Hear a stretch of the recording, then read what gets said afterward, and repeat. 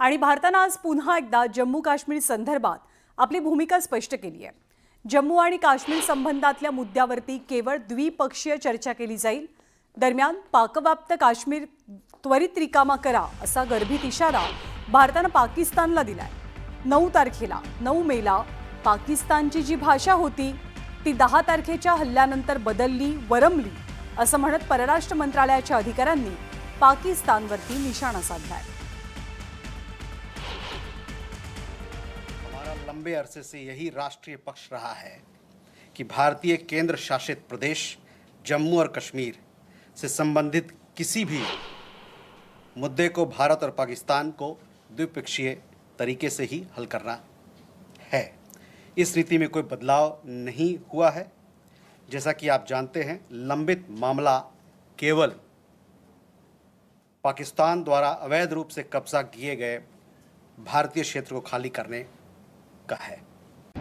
तर पहलगामच्या दहशतवादी हल्ल्यानंतर भारतानं पाकिस्तानला जोरदार प्रत्युत्तर दिलंय। आधी तिथले दहशतवादी मारले, त्यांचे तळ उद्ध्वस्त केले, तर रावळपिंडीच्या नूर खान एअरबेसवरती हल्ला केल्यानंतर पाकिस्तानची उरली सुरली अब्रू सुद्धा अगदी चव्हाट्यावर आली। हवाई दलानं पाकिस्तानच्या अगदी वर्मावरती घाव घातला।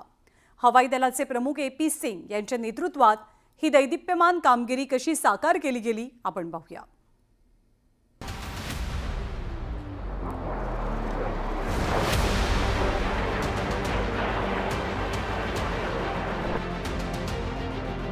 दहा मे रोजी पाकिस्तानच्या रावळपिंडीतील नूर खान एअरबेस हादरून गेले, कारण भारतीय हवाई दलानं नूर खानवर तुफान हल्ला चढवला होता। आगीच्या ज्वाळांनी नूर खान एअरबेसला वेढा घातला।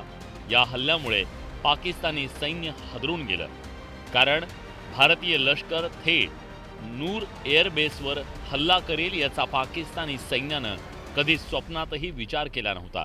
भारताच्या ब्रह्मोस, हॅमर आणि स्काल्प मिसाईलनं नूर खान एअरबेसवर अचूक निशाणा साधला। अटैक हुआ है नूर खान बेस पे।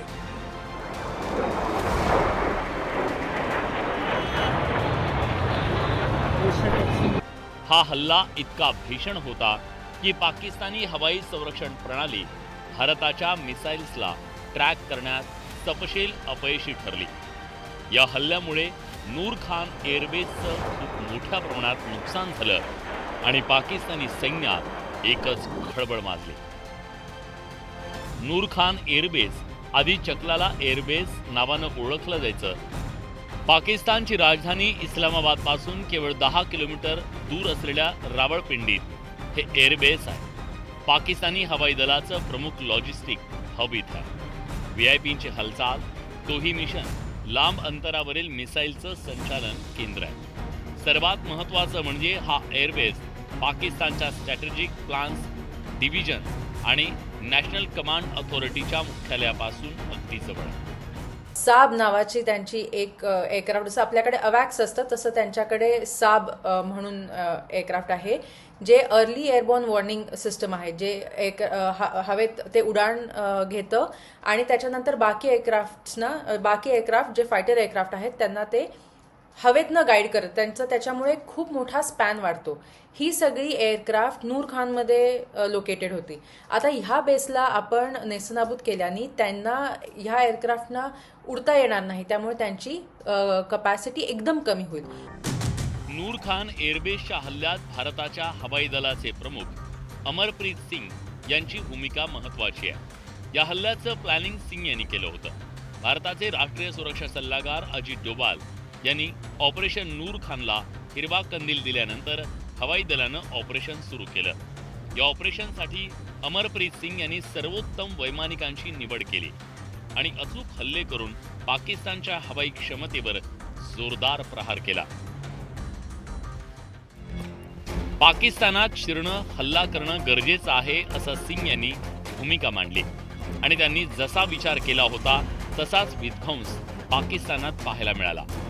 हा हल्ला भारताच्या प्रत्युत्तराचा भाग होता। पाकिस्तानच्या ड्रोन आणि हवाई हल्ल्यांची क्षमता कमकुवत करणं हा या ऑपरेशनचा उद्देश होता। नूर खान बेसवर हल्ला हा पाकिस्तानच्या 11 सैन्य हवाई ठिकाणांवरील हल्ल्यांपैकी एक होता. त्यामुळे पाकिस्तानच्या हवाई टोही आणि लांब पल्ल्याच्या हल्ल्याच्या क्षमतेवर मोठा परिणाम झाला. हा एक अतिशय काय म्हणतात त्याला किचकट आणि फार सखोल अभ्यासानंतर केलेला प्लॅन होता, ज्याला भारताच्या हद्दीमध्ये उभं राहून किंवा आकाशामध्ये राहून आपल्या राफेल विमानांनी त्या पूर्ण बेसला उद्ध्वस्त केलं. अमरप्रीत सिंग हे 30 सप्टेंबर 2024 मध्ये भारतीय हवाई दलाचे 28वे प्रमुख बनले. त्यांचा जन्म 27 ऑक्टोबर 1964 आहे. 21 डिसेंबर 1984 मध्ये ते वायुसेनेच्या फायटर टीममध्ये सहभागी झाले. तब्बल 5000 तासाहून अधिक तास विमान उड्डाणाचा त्यांचा अनुभव आहे. Air chief marshal AP Singh हे अतिशय कर्तबगार आणि अनुभवी वैमानिक आहेत. ते स्वतः टेस्ट पायलट असल्यामुळे आणि मॉस्कोमध्ये त्यांनी ट्रेनिंग घेतलेलं असल्यामुळे त्यांना या प्रकारच्या युद्धाची सवय आहे, कारण तिथे त्यांनी वॉर गेमिंग केलेलं आहे. तर हा एक फार मोठा अनुभव आहे आणि एक फार मोठी उपलब्धी आहे. त्याच्याकरता air chief marshal AP Singh जे आहे ते अभिनंदनास पात्र आहेत. भारतीय हवाई दलानं केलेल्या एअर स्ट्राईक दरम्यान पाकिस्तानातील नूर खान एअरबेस उद्ध्वस्त झाला. या हल्ल्यावेळी पाकिस्तानचा लष्कर प्रमुख आसिम मुनीर तिथंच होता.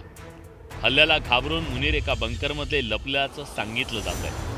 तिथल्या ज्या मेजर सिटीज आहेत, लाहोर असेल, कराची असेल, रावळपिंडी आहे, अशा ठिकाणची रडार सिस्टम ज्या वेळेला भारताकडनं उद्ध्वस्त करण्यात आली आणि त्या सिटीज सगळ्या पूर्णपणे भारताच्या हवाई हल्ल्याच्या पल्ल्यामध्ये आल्या, त्यावेळेला स्वाभाविकपणे त्याची धास्ती इतकी जास्त घेतली गेली की त्यांच्या लष्कर प्रमुखाला म्हणजे आसिम मुनीरलाच न्यूक्लिअर बंकरमध्ये शेल्टर घ्यावं लागलं. त्यामुळे यातनं भारताची वाढलेली क्षमता तर दिसून येतेच, पण दुसरं म्हणजे ह्याचा सगळा जो मास्टर माइंड आसिम मुनीर आहे हा किती पळपुटा आहे हे देखील याच्यातनं सिद्ध होतं. Air chief marshal Amarpreet Singh यांच्या नेतृत्वाखालील भारतीय वायुसेनेनं ऑपरेशन सिंदूर अंतर्गत नूर खान एअरबेसवर अचूक आणि शक्तिशाली हल्ला केला. भारताच्या सामरिक रणनीतीचा भाग असलेल्या या हल्ल्यानं पाकिस्तानच्या सैन्य सामर्थ्याला मोठा धक्का दिला. AP सिंग यांची ही कामगिरी भारताच्या इतिहासात स्वर्णाक्षरांनी लिहिण्यासारखी ठरली आहे. Bureau report, news 18.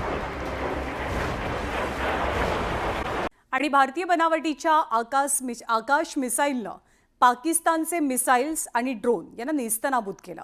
भारतीय शास्त्रज्ञांची मेहनत आणि संशोधन याचा हा एक आविष्कार बघून सगळं जग आश्चर्यचकित झालंय.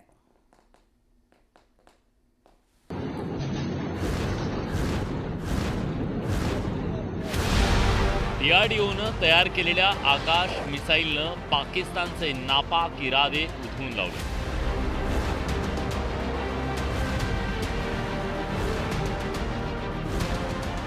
पाकिस्ताननं भारताच्या सीमावर्ती भागात मोठ्या प्रमाणात हल्ले करण्याचा प्रयत्न केला, कारण भारतानं पहलगाममधील दहशतवादी हल्ल्याचा बदला एअर स्ट्राईकच्या माध्यमातून घेतल्यानं पाकिस्तानवर मोठा आघात झाला.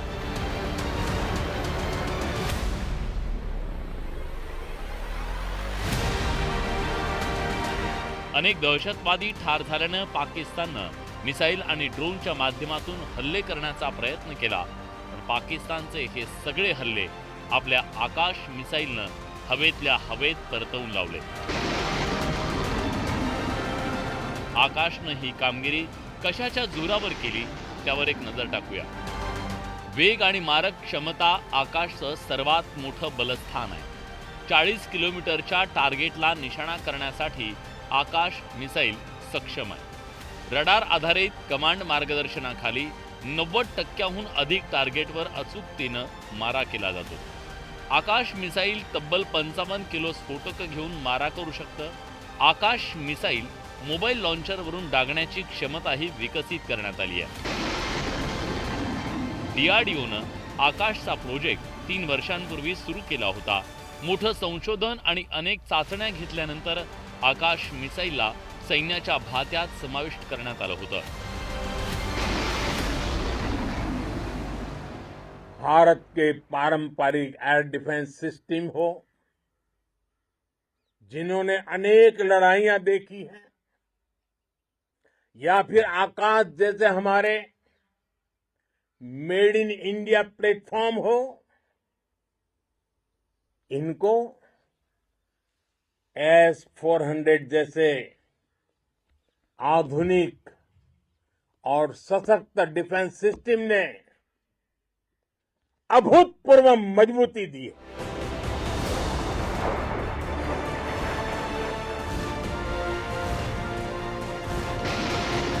एकोणीसशे 97 मध्ये आकाश मिसाईलची यशस्वी चाचणी घेण्यात आली. 2009 पासून आकाश मिसाईलचं उत्पादन करायला सुरुवात झाली. आकाश ही एक इंडिजिनस डेव्हलप केलेली आहे. आपल्या DRDOची एक फार चांगली सिस्टीम आहे. ही दोन्ही पद्धतीने वापरता येते, म्हणजे एअर लॉन्च आणि ग्राउंड फोर्सेसनी पण. आणि बेसिकली आकाशचा रोल हा जो आहे हा ड्रोन्सना डिफीट करण्यामध्ये आहे. आकाश मिसाईलची कीर्ती आधीपासून जगभरात पसरली आहे. आकाशचा वेग आणि मारक क्षमता लक्षात घेऊन 2 देशांनी भारताकडून आकाश मिसाईलची खरेदी केली. तसंच इतर देशही त्याच्या खरेदीसाठी इच्छुक आहेत. एकंदरीत आकाशच्या शक्तीनं पाकिस्तानच्या नापाक इराद्यांना धुळीला मिळवून देशाच्या संरक्षणात मोठी भूमिका बजावली असून आगामी काळातही आकाश संरक्षणासाठी सिद्ध झालंय. संतोष गोरे, न्यूज 18 लोकमत, मुंबई.